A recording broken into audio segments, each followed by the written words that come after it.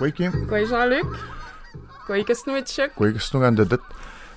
Ned Elisabeth men du samme stahio du dodmat med drogo du dodmat med le podcast ek rund med har med belti dodmat dis ek newi ho wid mata neglelu denan me khut og ham det sinste de madoi lot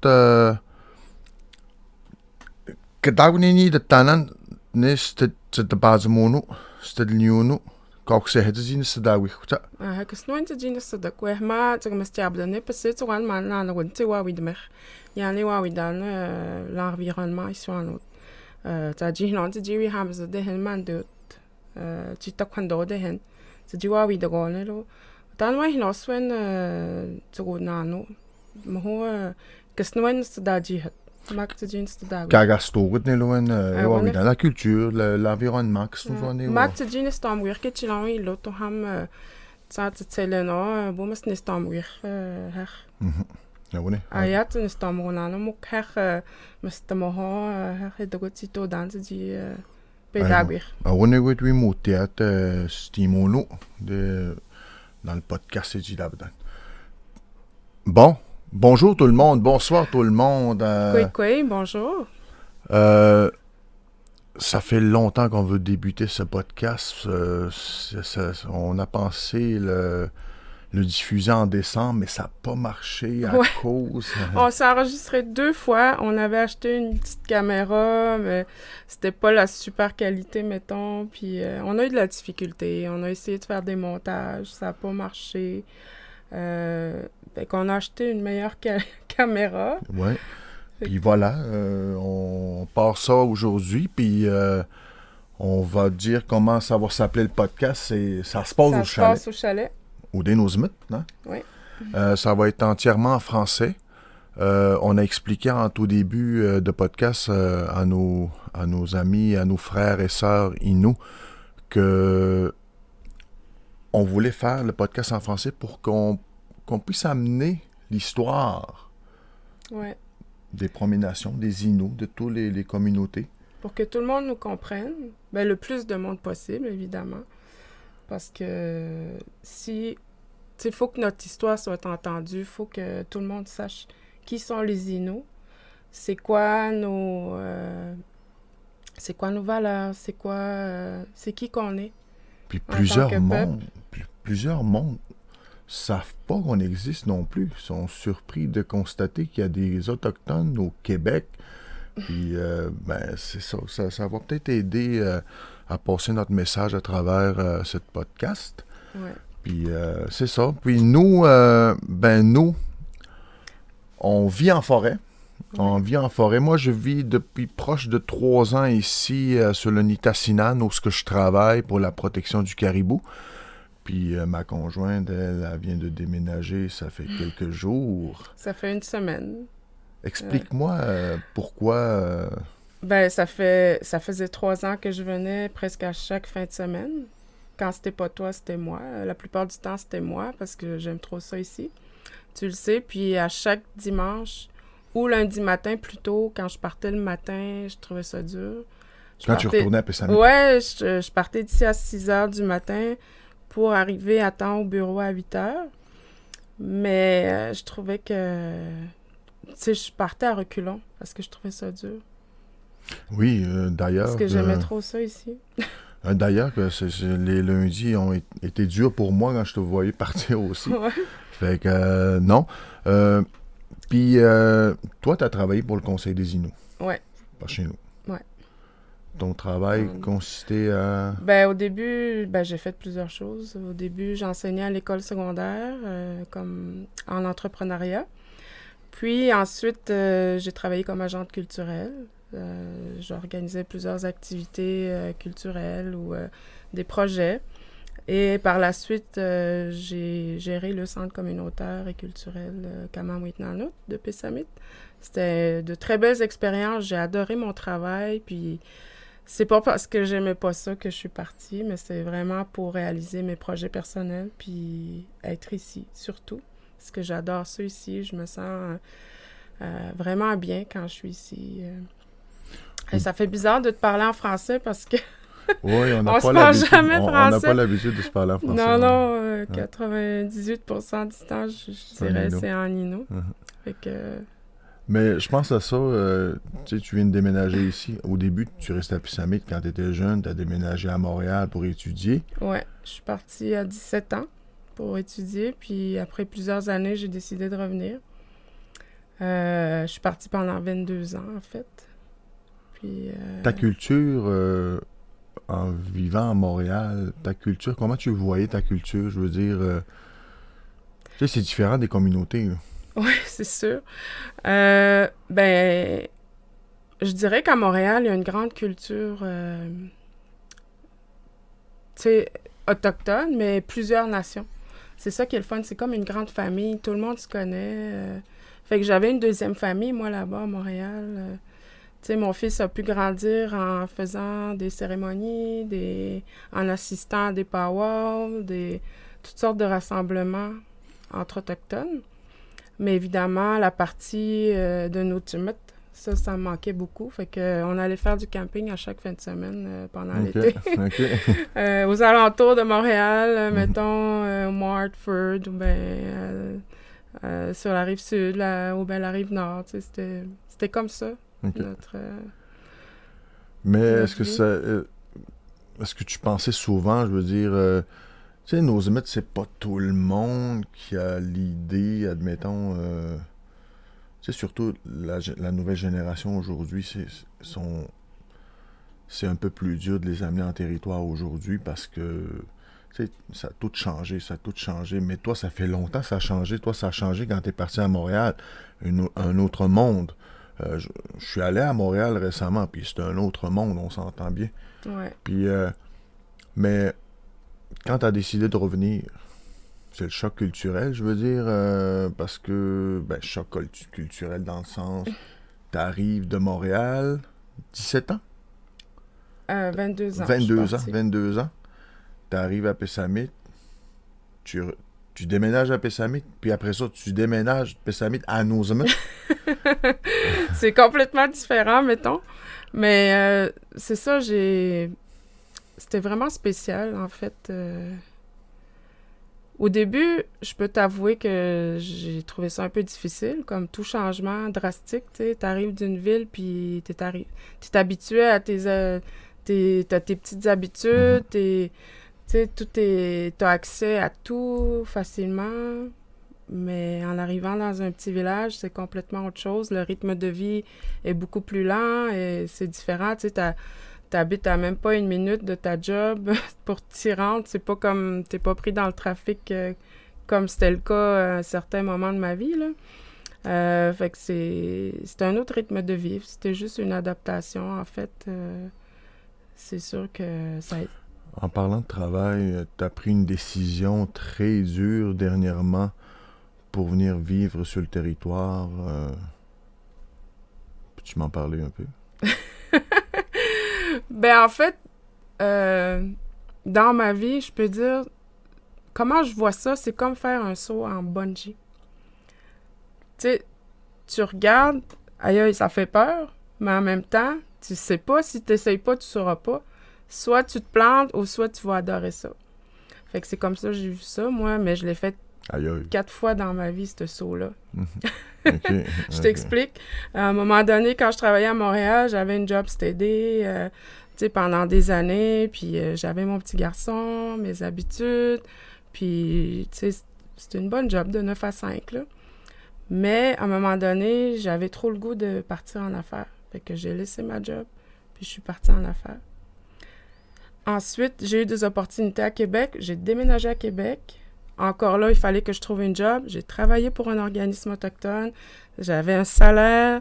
C'était très... tu sais, c'était régulier, c'était stable. Mais encore là, le goût de repartir en affaires est venu. Fait que c'est ce que j'ai fait. J'ai ouvert un atelier boutique. Puis j'ai laissé ma job, que j'aimais quand même, mais c'était plus fort que moi. Par la suite, ben c'était de déménager à Pessamit. Ça, c'était un autre saut. Un autre saut en bungee? Oui. Puis ce qu'on a fait, ben on est parti en affaires, toi puis moi. On a créé Mishkos Aventure. On faisait du tourisme sur la rivière. Mhm. On a construit un site traditionnel Innu, puis c'était... Tu sais, tu sais pas si ça va marcher ou pas, mais finalement, il faut juste avoir confiance puis travailler fort. C'est ça l'affaire. Puis aujourd'hui, ben c'est la 4e fois, je pense que je fais ça. Parce qu'à un moment donné, on a subi une inondation en 2017. Mhm. Puis tout était incertain. Fait que moi, je me suis investie à ma job là, régulière. Là. Fait que c'est ça. Puis aujourd'hui, ben j'ai confiance à la vie. Parce que j'ai confiance en mes capacités. Je pense que ça va bien aller, à nos capacités, parce qu'on va être deux là, dans cette aventure-là. Absolument. Mais je suis vraiment contente parce que ça commence à être pesant, se voir seulement les fins de semaine. Oui. Puis, c'est... Comment Ouais, tu dis? Ouais. Puis, je pense qu'une belle aventure commence pour nous aussi, je te dirais. Ouais. Si on n'a pas arrêté de travailler. Là, toi, t'as démissionné. Là. Tu travailles plus pour le conseil, mais tu travailles pour...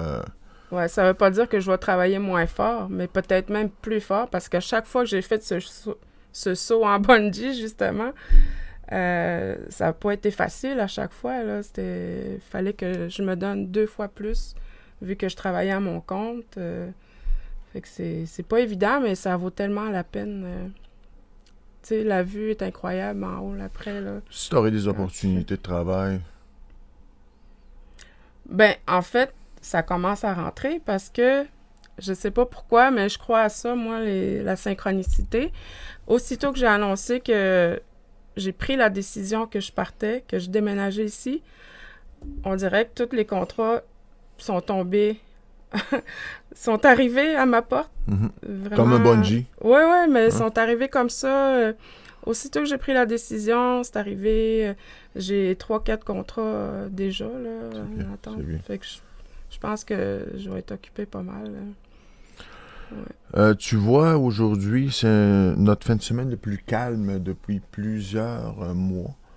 Je te dirais, je me sens comme en vacances en ce moment, mais on travaille pareil, tu sais, tous les jours. Ici, sur le territoire, tu sais, je travaille pour la protection du caribou ici, puis souvent, on fait des patrouilles sur le territoire, justement pour le suivi des caribous, le suivi de la prédation aussi. Fait que là, c'est plus agréable de faire ces suivis-là, accompagné de ma blonde. Moi, j'adore ça. Oui, c'est... Puis en plus, tu sais, il y a le gros soleil au mois d'avril, tu sais, la fin de l'hiver, début printemps. La texture de la neige, c'est juste parfait sur les lacs, par exemple, ou peu importe, les chemins. Mais bientôt, tout ça, là, dans quelques jours, dans quelques semaines, là, ça va être à recommencer. Ouais. L'été va venir, puis il va falloir préparer. C'est le fun aussi. Puis oui, absolument, début de l'été, il va falloir préparer notre tournoi de pêche. Ouais. Notre tournoi de pêche qui est le 24 juin cette année. Tournoi de truites grises. Puis ça, c'est une autre activité. Il faut tout le temps... Moi, j'appelle ça, ce tournoi-là, c'est l'ouverture de l'été. Tu sais, c'est comme l'automne. On a tout le temps une ouverture d'hiver. Tu sais, là, on sort les motoneiges, puis les premières neiges, mais on se promène ça. On ouvre l'hiver comme ça, ce qui est agréable. Mais toi, Jean-Luc, à ton tour, parle-moi donc de toi. On n'a pas beaucoup parlé, là. Tu m'as posé des questions. Oui. Mais moi, j'aimerais ça savoir comment c'est arrivé que tu viennes ici, puis jusqu'à aujourd'hui, parce que tu en as fait beaucoup du chemin depuis. On vient d'en parler, là, 2017, là, l'inondation, la Michos Aventure. C'était un coup dur pour nous. Un coup dur. Fait qu'à ce moment-là, on avait proposé au conseil de banque, tu te souviens, de travailler pour la protection du caribou. Puis tout a commencé pour moi à ce moment-là. Puis depuis 2017 que je suis là-dedans, mais entre-temps, il y a beaucoup d'histoires qui s'est embarquées dans ma vie. Tu te souviens très bien, au mois de mars 2019, quand Sarah Fortin m'a contacté pour participer à son film, puis Parce que tu avais... Ça a parti comme ça. Je suis parti à Shefferville, je suis allé tourner Nouveau-Québec à Shefferville. Puis après ça, ben, ma vie a comme un peu bouleversé, je te dirais, dans le sens, dans le bon sens. Là, Ouais. Moi, c'est pas des bungees, c'est des bombes qui explosent devant moi, en fait. Tu comprends? Façon de parler. Puis c'est ça. Puis quand j'ai fini le Nouveau-Québec, quand on avait fini le Nouveau-Québec, là, j'ai eu des appels. J'ai eu des appels de d'autres pour des documentaires, des émissions sur le caribou. Puis en même temps, ben, ça a été bon. Ça n'a pas arrêté depuis Ça a pas Canopée, en fait. Non, ça n'a pas arrêté. Puis c'est bon pour le caribou, c'est bon pour le territoire. C'est une belle visibilité pour la protection Exactement. du caribou. J'utilise justement cette tribune pour parler des enjeux ici. Fait que, Comme le podcast. comme le podcast. Aussi. Exactement. Tu sais, je le dis souvent, j'ai promis au caribou qu'à un moment donné, j'allais être leur porte-parole. Excuse-moi, porte-parole. Tu sais, on n'a pas l'habitude de parler français, nous autres, des fois. Là, que j'allais être leur porte-parole. Puis je pense que il y a beaucoup de monde à cette heure aujourd'hui qui savent qu'il y a du caribou sur le Pic-Morin. Ils connaissent. Tu sais, c'est rendu loin. C'est rendu loin de ça. Ça a même traversé l'Atlantique. Beaucoup de documentaristes m'appellent d'Europe pour venir justement faire des reportages sur le caribou. Sur le caribou ici. Voilà. Ouais. Puis, qui est très alarmante, soit dit en pensant. Oui, oui, absolument. Puis il faut mettre du... Je vais juste comme rajouter une petite anecdote. Si on regarde à partir de quand on a commencé à parcourir le territoire ici, quand on a installé le chalet, tout ça, suite à l'inondation en 2017, on voyait des caribous presque à chaque fois lorsqu'on partait. Puis maintenant, c'est très difficile de trouver des troupeaux. Moi, ça vient vraiment me chercher, puis ça me fait mal à chaque fois, là, de constater... La diminution. Oui, vraiment. C'est sûr que, tu sais, depuis les 3 dernières années, si on calcule, on voit plus beaucoup de bébés caribous, tu comprends? Normalement, un bébé caribou, comme les humains d'ailleurs, les bébés, c'est la prochaine génération, c'est la continuité de la vie, de l'espèce. Fait que le caribou, si les bébés survivent pas, le caribou va mourir, va disparaître plutôt. Mais ce que j'ai constaté cette année, c'est qu'ils se cachent beaucoup, les caribous. On les voit pas dans les grandes surfaces comme le réservoir sur le Pic-Morin ou dans d'autres grands lacs. On les voit pas beaucoup cette année. Parce qu'on n'a pas beaucoup de neige cette année. Fait qu'ils se tiennent dans des ravages, puis ils sont bien à l'aise dans ces ravages-là. Mais ce que j'ai vu, c'est qu'il y a des petits bébés caribous à travers tout ça. Il y a de l'espoir. L'espoir, cette année, je te dirais... C'est pas beaucoup, là, on s'entend. Là. J'ai vu à peu près 7 petits caribous, comparativement aux autres années. Peut-être 1 parfois, même 0 aussi. Fait que, c'est ça, il y a de l'espoir, mais il faut travailler dessus. Il faut arrêter de briser l'habitat du caribou, tu comprends? Ouais. C'est très fragile. Puis, c'est ça, puis la visibilité que j'ai, ben, on en parle. Ça voyage partout, puis c'est bien. Puis j'arrêterai pas de faire voyager les messages qui viennent d'ici, sur le Nitassinan. C'est ça. Puis on parlait de de ma vie. Bon. Tu as tourné un autre film aussi par la suite? J'ai tourné un autre film au mois de janvier, fin janvier, début février, un film de François Péloquin. Ça aussi, ça a été une très belle expérience, je dirais. C'est complètement un autre genre de personnage. Oui, exactement, oui. J'ai eu la chance d'assister à une journée de tournage, d'ailleurs. J'ai vraiment j'ai adoré mon expérience. J'avais déjà vu des plateaux de tournage, mais pas aussi proches comme ça, tu sais, être vraiment dans le feu de l'action quasiment, là. Ah non, c'est vraiment, il y J'ai... avait... Oh oui, il y avait Ouais. beaucoup d'acteurs dans le film, puis sont vraiment fins aussi. J'ai appris à connaître d'autres mondes, d'autres personnes avec Ouais. ce film-là. Puis, c'est ça, le film va sortir en janvier, pas en Mhm. janvier, en 2024. Je dis janvier, mais en 2024, Mhm. quelque part en 2024. Ben là, tu vas avoir besoin d'un agent bientôt, là. Il va falloir, parce que c'est très difficile parfois de coordonner le Mhm. travail ici avec tout le monde qui veut venir ici pour voir la situation du caribou, de la forêt, Mhm. puis la vie de tournage. Mhm. Euh, Parce que ça peut arriver qu'on m'invite tourner encore. Tu sais. J'ai Mhm. bien aimé, j'ai mon expérience, Je dis pas que je suis un acteur, que je dois devenir un acteur pour la vie. Non, moi je prends les opportunités. Une opportunité passe, je le prends, je travaille fort là-dessus. Puis si le monde aime ça, ben tant mieux. Puis Mhm. moi c'est... En tout cas, je te souhaite que ça continue. Tu es sur une belle lancée. En plus, Jean-Luc est nominé pour le meilleur rôle de soutien pour les Canadian Screen Awards, Oui, qui est vraiment... ça a été une belle surprise pour nous. oui, oui, vraiment, vraiment. C'est- On va voir ce qui se passe, mais Ouais. On va savoir cette semaine là, si Jean-Luc va gagner ou pas. Mais moi, peu importe si tu gagnes ou pas, je suis vraiment fière de merci. que tu sois nominé. Seulement le fait d'être nominé, c'est déjà Oui, absolument.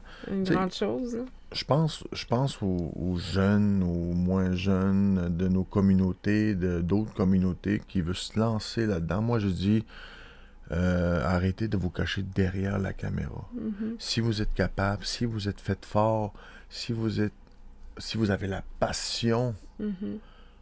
allez devant. C'est merveilleux aller devant la caméra. Puis c'est à partir de là, ben notre culture va être connue. Mhm. Tu sais, à un moment donné, on va être plus respecté. Ouais. Puis je trouve que les portes sont là, sont bien ouvertes pour tout le monde. Fait que je vous encourage de faire le saut. Dans, autant la musique, autant le cinéma, autant... De plus en plus, on voit une énorme ouverture. oui. Parce qu'il y a quelques années à peine, c'était pas comme ça, je m'en rappelle. Aujourd'hui, tu vas partout. Moi, j'ai travaillé longtemps dans le domaine de la mode, Mhm.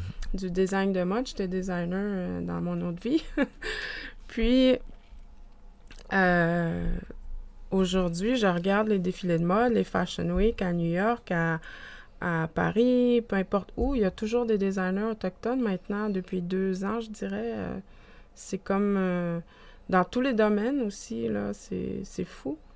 Donc, on nous laisse la place, donc il faut la prendre, notre place. C'est ça que je me dis. Exactement, exactement. Comme Parce moi, que toi, quand je te disais, j'ai pas exploré mon entreprise à la bonne époque, parce que moi, c'était dans le temps, en 2012, j'avais mon atelier boutique, mhm, c'était dans la période Idle No More. Il y avait beaucoup de tensions entre, tu sais, les peuples allochtones, autochtones, ou peu importe. Euh, tu sais, c'était pas évident cette période-là. Donc, moi, j'avais beaucoup à faire à des portes fermées. ouais. Euh, j'ai dû vivre ça. Tu sais, on me disait, t'es trop autochtone, c'est trop orienté autochtone, tes collections, tout ça. Trop. Ouais, T'es autochtone. c'est ça. Puis T'es aujourd'hui, Inuit. les gens recherchent ça. Ils recherchent tout ce qui est autochtone. Ça a changé. Ouais, Ça change. énormément. Est Mais vraiment tant ça. mieux, je suis vraiment contente Moi aussi. Moi aussi, de je ce suis vraiment content. dénouement-là. Exactement. Ouais. On en voit de plus en plus. Aussi, on voit des pièces de théâtre qu'on voit en ce moment, là, qui sont très populaires. Puis c'est vraiment Ouais. le fun de voir ces jeunes-là performer. Mhm. La musique aussi, on voit beaucoup, depuis quelque temps aussi également, des lancements d'albums. Puis, At large. ouais, c'est C'est... vraiment merveilleux. Puis, Ouais. mais ça touche aussi euh, les personnes, pas nécessairement dans la musique ni dans le cinéma, admettons, mais quelqu'un qui a une visibilité au niveau de son travail, ça, c'est le fun. Tu sais, je me souviens, moi, il y a quelques de mes amis à l'époque disaient qu'ils avaient peur de parler Innu au cégep ou à l'université parce Ouais. que c'était mal vu ou... Tu sais, aujourd'hui, ben, c'est plus pareil. C'est plus ouvert, je te dirais. Non, moi, je l'ai vécu. Tu sais, avant de partir à Montréal, j'ai déménagé à Bécomo parce que je n'étais pas prête à partir toute seule dans la grande ville. J'ai fait le saut l'année d'après. Puis je te dirais, tu sais, on est dans un milieu éloigné, Bécomo, la Côte-Nord, tout ça. Oui. C'est les grands territoires, tout ça. Fait qu'il n'y avait pas beaucoup de... C'était pas très multiculturel, mettons. Fait qu'au cégep, ben, il y avait les Autochtones d'un bord, puis les Allochtones d'un bord. Puis ça se mélangeait pas, ou très difficilement. Il y avait comme un mur qui nous séparait. OK. Puis moi, je le ressentais, ce mur-là, puis c'était pas toujours évident. Je sais pas, c'était peut-être la peur de l'inconnu, la peur de l'autre, toutes sortes de raisons dont j'ignore. Mais bref, aujourd'hui, ben, mon fils est allé dans ce même cégep-là plusieurs années plus tard. Puis il me disait, maman, c'est tellement rendu multiculturel, c'est le fun, t'as des étudiants étrangers, puis tout le monde se parle, tout le monde se mélange. C'était pas comme dans mon époque, là. Les temps ont changé. Fait que c'est tant mieux. Vraiment, oui. Ouais.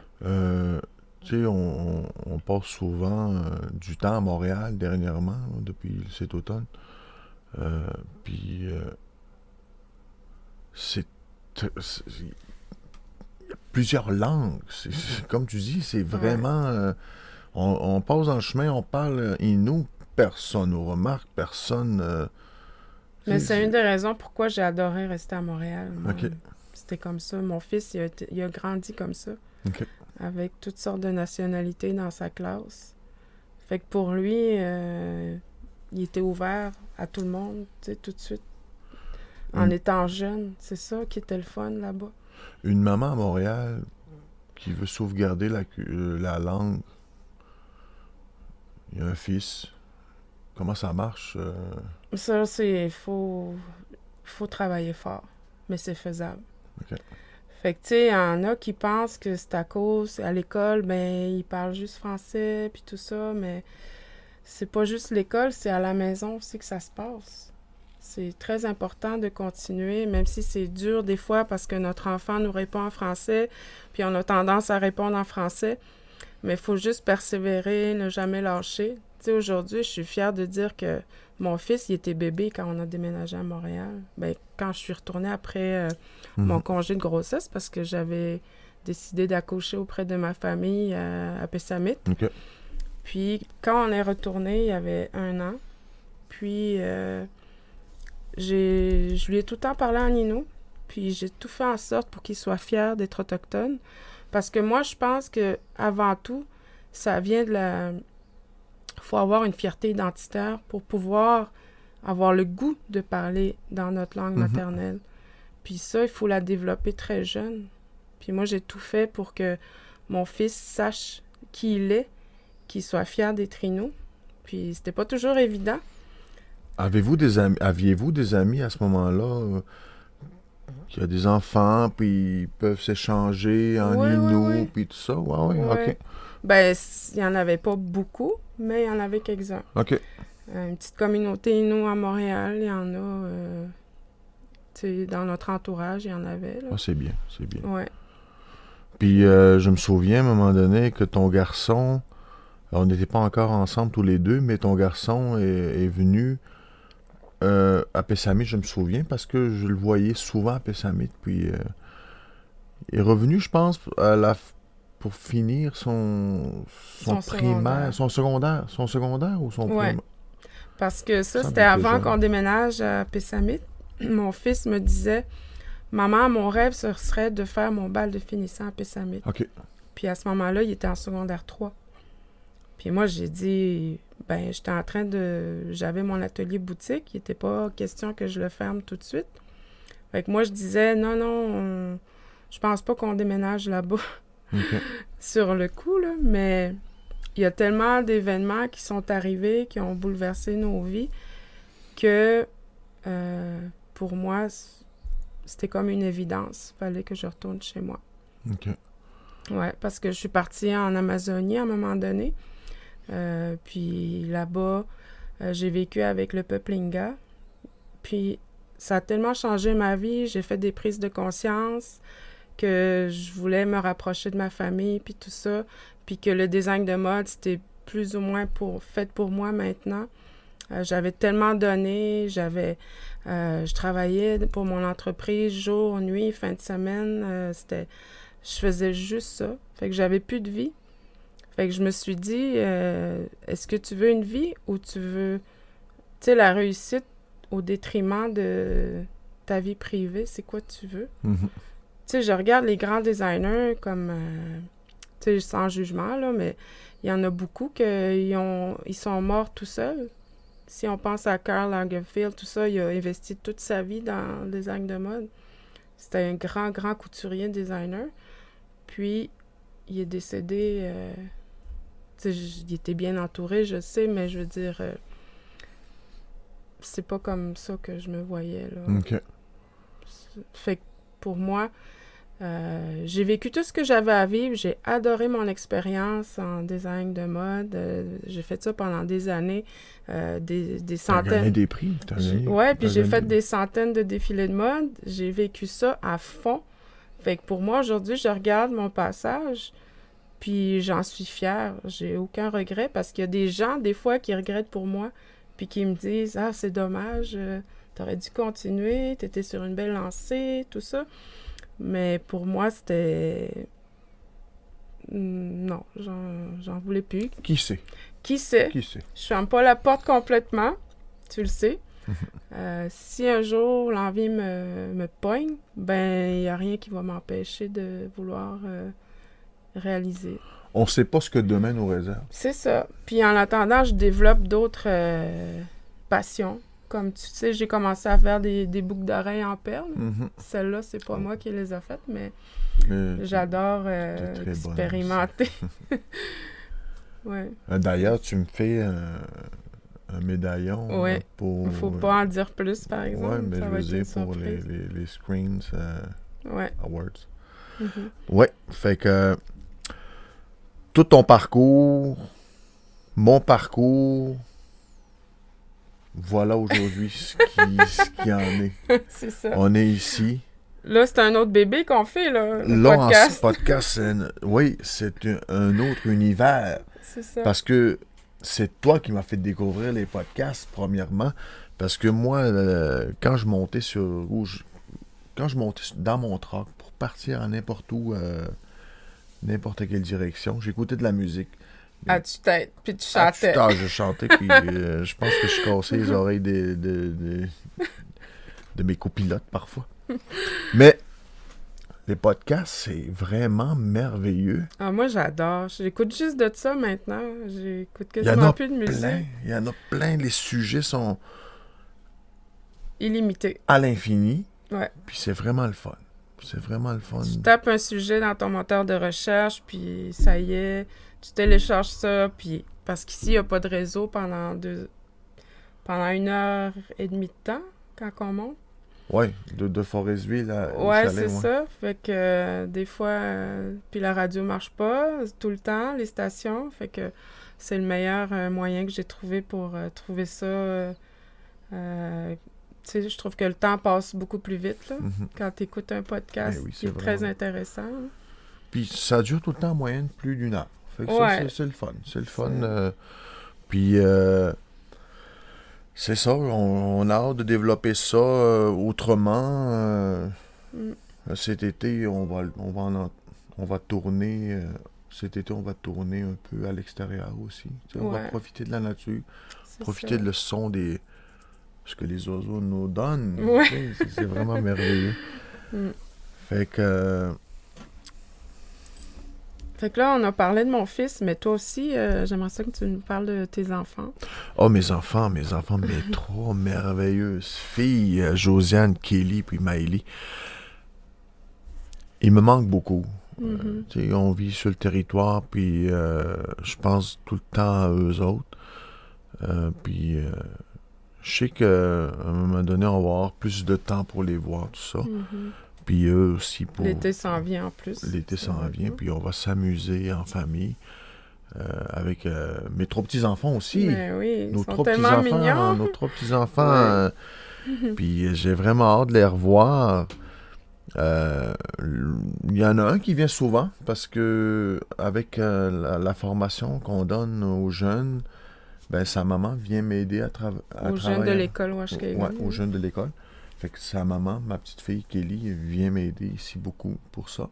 Fait que ben Mason, il était avec sa maman. Fait que moi, je le vois ici, je te dirais 2 semaines par mois, proche là. 10 jours facile par mois. Les 2 autres, j'aimerais tellement les voir autant. Ouais. Mais cet été, je me reprends. Puis, je suis sûre. ouais. Ils vont grandir aussi. Puis, eux autres, à un moment donné, ils vont décider de venir aussi, là, par leurs propres moyens. Mais c'est le fun. C'est le fun. Puis, je les remercie aujourd'hui. Tu sais, c'est un sacrifice de vivre ici. C'est un sacrifice qu'on a choisi. Puis... c'est comme moi, je m'ennuie de mon gars aussi. Oui, absolument. En plus, il demeure à Québec. Ouais. Mais à chaque fois qu'on a l'occasion, qu'on passe par là... on arrête, puis on essaie de les voir le plus souvent possible. Mais on est tout le temps en contact. On est tout le temps en contact parce que on a le réseau ici au chalet. Sinon, ça aurait été un peu plus dur, admettons, la communication. Mais c'est ça. Puis bientôt, ils vont venir. Bientôt, ils vont venir. Ouais, c'est sûr qu'ils vont venir. Puis, surtout l'été, les plages ici, ben, on va aller s'amuser encore dans les plages ici. T'avais pas un plug à faire à une de tes filles? Oui, Kelly. Kelly, oui, je vais plugger ma fille, Kelly. Kelly s'est ouvert un salon... Comment on appelle ça, Jean? Un salon d'esthétique. Ouais, ça s'appelle Kelly Salon Esthétique. Excuse-moi, Dorcim, mais ça va être marqué en dessous. Mais elle est formidable. A fait de l'excellent travail là-dessus. Vraiment. Puis vraiment, elle est vraiment bonne. Puis si vous voulez des cils, si vous voulez, appelez Kelly. Puis le numéro, il va être juste marqué ici. Puis vous elle pouvez... fait d'excellent travail. Excellent travail, ouais. Fait que, c'est ça.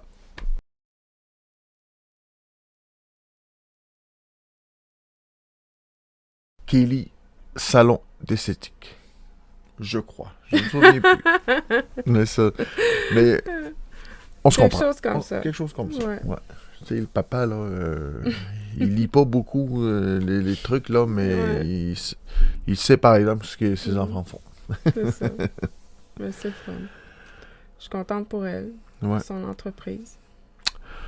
Fait que je crois que dans les prochains podcasts qui s'en viennent, ça va être très intéressant. Des visites qu'on va avoir. J'ai très hâte de commencer d'ailleurs avec nos visites, nos invités. Puis, c'est ça. Moi, je pense que... Est-ce qu'on a fait le tour de la présentation du podcast ou t'as encore des choses à quoi tu penses? Moi, juste dire, tu sais, on se prend pas trop au sérieux. C'est sûr que moi, je suis habituée en arrière de la caméra. Je suis pas comme toi. Dans le design de mode, quand j'étais designer, j'étais dans le backstage la plupart du temps. À l'ombre. Oui. Mais je donnais des entrevues de temps en temps, mais rarement. J'acceptais pas tout le temps les entrevues. Fait que... Ben, c'est notre premier, il faut s'attendre. C'est ça. Il faut s'attendre que c'est pas le top, là. Ouais. On va prendre l'expérience, on va s'amuser là-dedans. Tant qu'on s'amuse. Puis on n'a pas d'horaire fixe pour nos invités. On va les prendre comme ça vient. S'il y en a un qui ça donne, vient ici, ben on va en profiter pour faire un podcast avec la personne. Combien tu penses à peu près qu'on peut faire de podcasts par mois, admettons? J'ai aucune idée comment ça va se dérouler. Ça dépend de nos engagements, notre emploi du temps. C'est ça qui est... Tu sais, si tu pars pour un autre film pendant 1 mois, ça va être dur de faire un podcast. Oui, je comprends. Mais on va essayer d'en faire au moins... C'est ça. 2 par mois, tu sais. Ouais. Au moins. Pour l'instant. C'est ça. Pour l'instant. Les podcasts vont être diffusés sur YouTube, notre chaîne YouTube. Ouais. Puis sur Spotify. Est-ce qu'on le met sur Facebook? On a une page Facebook, mais on met un lien. On va mettre le lien. Ouais. Puis Spotify. Puis... Oui, en audio. En audio. Oui. Puis toutes les plateformes possibles. OK. Ouais. Ça, c'est toi. Ça, c'est toi qui s'occupe de ça parce que moi, je connais rien là-dedans. C'est ça. Puis à bientôt. À bientôt. Puis merci beaucoup de nous avoir écoutés.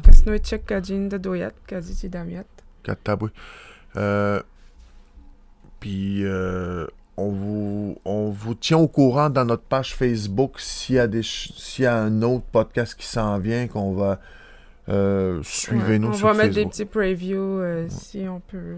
Suivez-nous sur Facebook. Puis vous allez être au courant. Ça se passe au chalet. Ça se passe au chalet.